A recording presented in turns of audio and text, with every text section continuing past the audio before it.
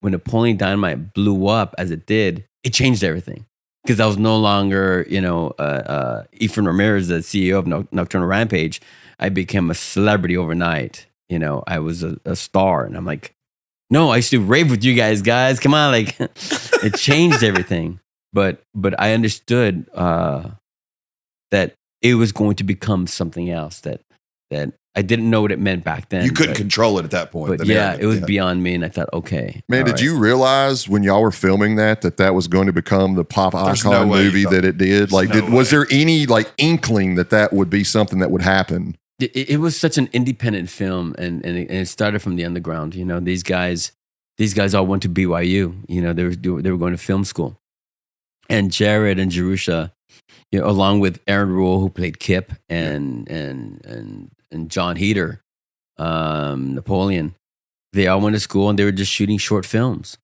John Heater at the time was studying to become an illustrator along with his brother, graphic designer, graphic artist.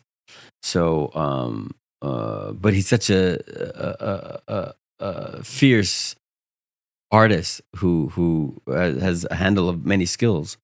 So, and he was asked to play this specific role because the director was trying to make a short film of a character quite like Napoleon, and they knew this one guy who was actually all he had to do is be himself. But every time he would be on camera, he would just like a WB frog. He would just freeze up.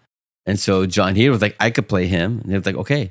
So they shot the short film called Peluca in black and white for $700, and so it entered the Slamdance Film Festival and it won the audience award.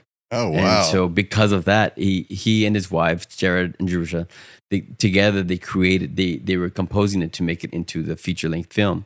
And so when they were marketing the project, nobody wanted to produce it because the studios were like, what is this? Didn't make any sense. No shit. So they raised the money themselves, and they did. And for about $500,000, they found somebody who believed in them, and then they started to do the casting. That's when I came on board.